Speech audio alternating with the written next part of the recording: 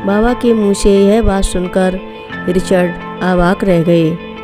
उनके दिमाग में यह सवाल तैरने लगा कि आखिर बाबा को यह जानकारी कैसे हासिल हुई।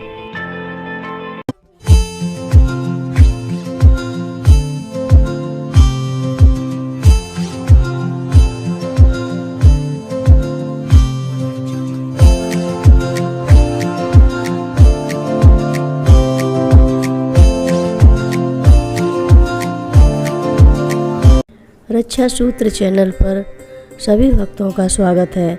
हम सभी भक्तों को महाराज जी की अद्भुत पावन कथाएं सुनाने जा रहे हैं। कृपया सभी भक्त ध्यान से सुनें। अमेरिका वासी डॉक्टर रिचर्ड अल्पर्ट 1967 में पहली बार भारत आए थे। उनके एक मित्र उन्हें कार से कैंची आश्रम ले गए। कैंची पहुंचकर कार रुकी। रिचर्ड के मित्र बाहर आए। उन्होंने लोगों से पूछा, गुरुजी कहाँ हैं? किसी ने इशारा करते हुए बताया, उस सामने वाली पहाड़ी पर। रिचर्ड का वह साथी बाबा के पास गया। रिचर्ड कार में अकेले बैठे थे। अपनी अपेक्षा से आहत जब उनसे रहा न गया तो वे भी कार से उतरकर पहाड़ी पर चढ़ने लगे। रिचर्ड के मन में पौंगापंथी साधुओं के प्रति नफरत भरी हुई थी। पहाड़ी पर चढ़ते समय जब वे एक मोड़ पर पहुँचे तो उन्हें एक खूबसूरत घाटी दिखाई पड़ी। इस घाटी में एक पेड़ के नीचे एक वृद्ध बैठा था, कंबल ओढ़े। ये कैंची आश्रम के बाबा जी थे।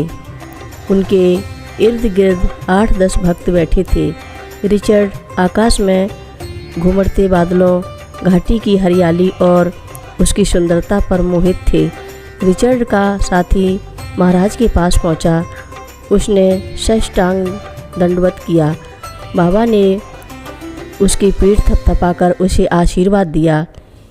इसी बीच रिचर्ड भी वहां पहुंच गए, लेकिन उनके मन में बाबा के चरण स्पर्श की इच्छा न हुई। बाबा रिचर्ड को एक आध बार रह रहकर देख लेते। इससे रिचर्ड के मन में घबराहट होने लगी। फिर बाबा रिचर्ड को संबोधित करके कुछ कहने लगे। रिचर्ड की समझ में हिंदी नहीं आई। एक व्यक्ति ने उसे अंग्रेजी में अनुवाद करके समझाया, क्या आपके पास बाबा का चित्र है? हाँ है, रिचर्ड के मित्र ने उत्तर दिया। फिर बाबा ने रिचर्ड के मित्र की ओर संकेत करते हुए कहा कि यह चित्र इन्हें रिचर्ड को दे दो। फिर बाबा ने रिचर्ड से कहा, आप एक बड़ी कार से आए हैं? हाँ, रिचर्ड ने उत्तर दिया, कार मंगने की थी। क्या यह कार मुझे दोगे? बाबा ने मुस्कुराते हुए रिचर्ड से पूछा। रिचर्ड के मुंह से निकलने वाला ही था, क्या कहा, किंतु रिचर्ड के मित्र बोल पड़े, यदि आप चाहते हैं तो इसे ले लें, यह आपकी ही है। इतना सुनते ही रिचर्ड शक्ति में आ गए और बोले, ज़रा रुकिए, यह डेविड की कार है, इसे हम कैसे दे सकते? यह सुनकर बाबा जी हंसने लगे। उनके साथ के लोग भी हंसने लगे।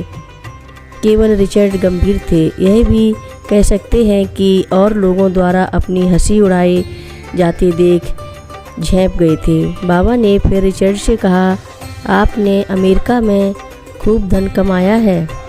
जी हाँ, रिचर्ड ने गर्व से कहा। उन्होंने एक प्रोफेसर और तस्कर के रूप में वाकई बहुत धन कमाया था। कितना कमाया? बाबा ने पूछा। $25,000। रिचर्ड ने बड़ा चढ़ाकर बताया। लेकिन बाबा से वास्तविकता भला कैसे छिप रह सकती थी? वे रिचर्ड के इस डींग हाँकने पर कुछ देर तक हंसते रहे। फिर हंसी रोककर उन्होंने कहा, तुम इन पैसों से मेरे लिए एक ऐसी ही कार खरीद दोगे? हो सकता है। रिचर्ड के मुंह से अनायास ही निकल गया, इन्हें यहाँ से ले जाएं और प्रसाद खिलाएं। बाबा ने अपने भक्तों से कहा। डॉक्टर रिचर्ड और उनके साथी ने द्रव्य प्रसाद ग्रहण करने के बाद कुछ देर तक आश्रम में विराम किया। थोड़ी देर के बाद वे पुनः बाबा के पास गए तो बाबा ने उन्हें अपने पास बिठाया। फिर वे बड़े गौर से इन लोगों की तरफ देखते हुए बोले, कल रात तुम आकाश में तारों का आनंद ले रहे थे? जी। तुम अपनी माँ के बारे में भी सोच रहे थे? जी। पिछली रात डॉक्टर रिचर्ड कैंची से 200-250 किलोमीटर दूर किसी होटल में ठहरे थे। रात में उन्हें लघु शंका लगी तो होटल के बाहर निकल आए। ऊपर देखा, आकाश में तारे जगमगा रहे थे। इस लुभावने दृश्य को कुछ देर तक देखते रहे। उस समय उन्हें अपनी माँ का ध्यान आया। उनका निधन लगभग 9 माह पूर्व तिल्ली के मर जाने के कारण हुआ था। गत गर्भ आपकी माता का निधन हो गया था। जी। मृत्यु से पूर्व उनका पेट बहुत फूल गया था। जी। फिर बाबा ने आंखें बंद कर लीं और पीछे की तरफ झुकते हुए अंग्रेजी में कहा, वे तिल्ली से मर गई थीं। बाबा के मुंह से यह बात सुनकर रिचर्ड अवाक रह गए। उनके दिमाग में यह सवाल तैरने लगा कि आखिर बाबा को यह जानकारी कैसे हासिल हुई। उनका दिमाग चकरा गया। उन्हें यहाँ क्यों लाया गया? डॉक्टर रिचर्ड को कोई उत्तर नहीं सूझ रहा था। रिचर्ड नशे के आदी भी थे। कहीं यह सब इसी के चलते तो नहीं हो रहा है? उनका दिमाग घूमने लगा था। उन्होंने सिर और छाती में असाध्य पीड़ा महसूस की। वे अचानक चीखने लगे, किंतु उनकी इस चीख से समझना मुश्किल था कि उन्हें हर्ष की अनुभूति हो रही है या विषाद की। लेकिन उन्हें इस बात का एहसास था कि उनका कोई उद्देश्य पूरा हो गया है या वे मंजिल के करीब पहुंच गए हैं। डॉक्टर रिचर्ड LSD की गोलियां लेते थे। वे इस संबंध में बाबा से कुछ पूछना चाह रहे थे, लेकिन साहस नहीं जुटा पा रहे थे। दूसरे दिन वे जब बाबा के पास आए तो बाबा ने ही पूछा, कुछ पूछना चाहते हो? नहीं महाराज, मेरे मन में कोई प्रश्न नहीं है। रिचर्ड वास्तव में किंग कर्तव्य विमूढ़ हो गए थे, लेकिन बाबा को रिचर्ड का उत्तर अविश्वसनीय और अस्वाभाविक लगा। उन्होंने कुछ तल्ख स्वर में प्रश्न किया, वह दवा कहाँ है? रिचर्ड इस सवाल से अचकचा गए, जैसे रंगे हाथ पकड़े गए। उन्हें सूझ नहीं रहा था कि क्या उत्तर दें। उनकी स्थिति को उनके मित्र ने भांप लिया और बाबा से कहा, महाराज, LSD की गोलियों के संबंध में मैं तो नहीं पूछ रहे हैं। महाराज ने सिर हिलाया। रिचर्ड कार में रखी गोलियां लेने गए। डिबिया लेकर आए तो दवाएं अपनी हथेली पर उड़ेल दी। उसमें कुछ अन्य तरह की भी गोली थीं। महाराज ने उन सभी गोलियों के बारे में पूछा, क्या ये शक्तिवर्धक हैं? रिचर्ड ने सोचा कि महाराज शारीरिक वर्धक औषधियों के बारे में पूछ रहे हैं, इसलिए उन्होंने नकारात्मक उत्तर दिया। महाराज ने हथेली फैला दी। रिचर्ड ने LSD की एक गोली बाबा की हथेली पर रख दी।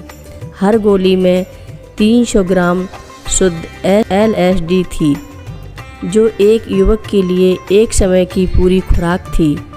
बाबा ने और गोली का संकेत किया। रिचर्ड ने एक और गोली उनके हाथ पर रखी। बाबा ने तीसरी गोली मांगी।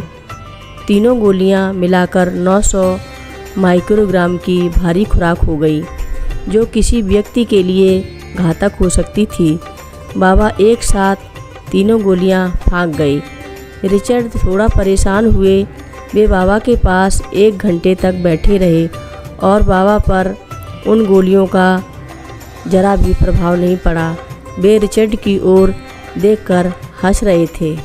रिचर्ड ने अमेरिका लौटकर अपने मित्रों से इस अद्भुत घटना का वर्णन किया। किसी को विश्वास नहीं हुआ। खुद रिचर्ड के मन में भी शंका पैदा हुई कि हो सकता है बाबा ने हाथ की सफाई दिखाई हो, गोलियां उनके मुंह में जाने के बजाय पीछे चली गई हों। कथा लंबी है, इसलिए आगे की कथा आपको हम अगले भाग में सुनाएंगे। हर रोज़ महाराज जी की कथाएं सुनने के लिए रक्षा सूत्र चैनल को अवश्य सब्सक्राइब करें, शेयर करें और लाइक करें। घंटी बजाना ना भूलें। महाराज जी की लीलाएं अपरंपार हैं, वे दुनिया से परे हैं। कमेंट बॉक्स में लिख भेजें नीम करोरी बाबा जी महाराज।